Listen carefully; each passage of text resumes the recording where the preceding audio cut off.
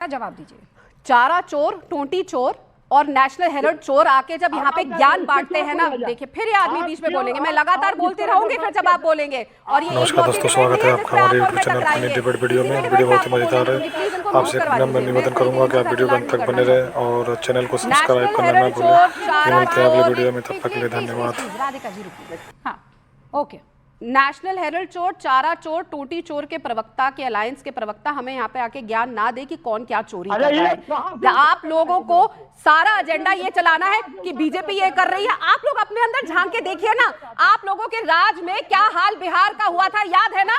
मीसा भारती जी की शादी जिसमें आप लोगों ने गाड़ियां तक चुरा ली थी बांटने को, पूरा बिहार जानता है। इसलिए 20 साल से 18 साल से आप लोग वापस सत्ता में नहीं आए। और मैं क्या बोलूं, तेजस्वी यादव जी के बड़े भाई, उनके बड़े भाई तेज प्रताप जी खुद बोल रहे हैं कि वो लायक ही नहीं है उनका भाई मुख्यमंत्री बनने के लिए। किस तरह कैसे आप उन्हीं के लोगों को चोरी करने की कोशिश कर रहे हैं। तो चोर कौन है, घर वाले ही पहले बता रहे हैं आपको कि आप लोग चोर हैं। तो ये लगातार आप लोग जो एजेंडा चला रहे हैं, देश के प्रधानमंत्री की माता जी को इस तरीके की भाषा इस्तेमाल करने का एक शब्द किसी के मुंह से नहीं आया।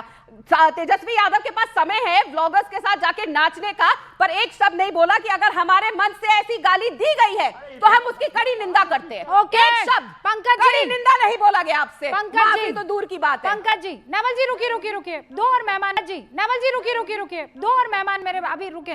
नवल जी रुकिए ना, रुकिए, मैंने आपको मौका दिया ना नवल जी। ये नहीं चलेगा। कैसे नहीं चलेगा? नहीं चलेगा। कैसे नहीं चलेगा? आपने क्योंकि आप पूछती नहीं है तो मुझे पूछना पड़े। उनसे पूछिए कि जगन्नाथ मिश्रा कौन है और उनके बेटा नीतीश मिश्रा कौन है और वो कहाँ पे है, और जो चारा घोटाला हुआ था वो कहाँ पे हुआ था।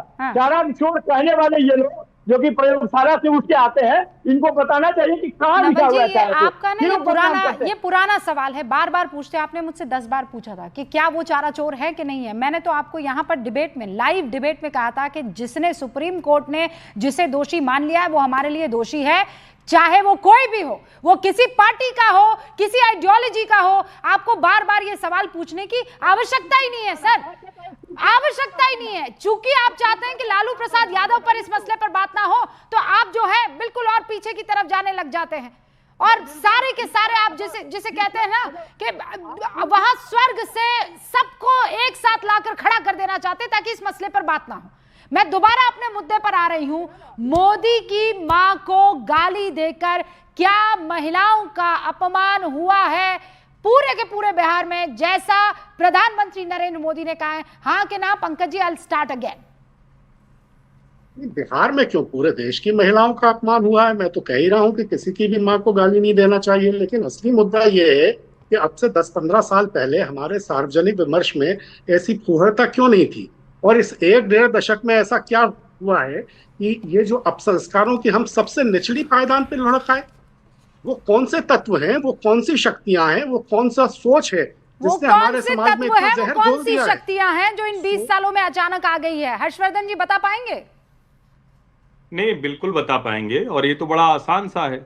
जब तक कांग्रेस सत्ता में रही, विपक्ष ऐसा स्तरहीन कभी नहीं रहा। गांधी परिवार को बर्दाश्त नहीं रहता कि कोई और जो है सत्ता में आ जाए।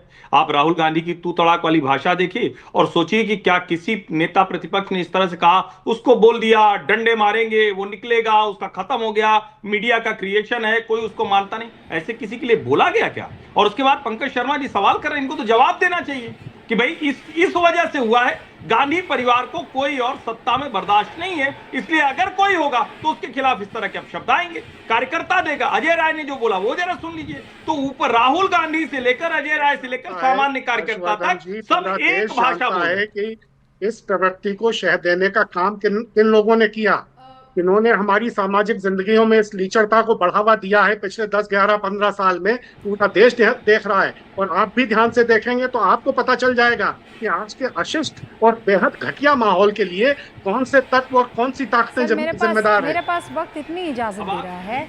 आप सब जब एक ही पेज पर है कि ये अशिष्ट है, ये नहीं होना चाहिए, ये मर्यादा को तारता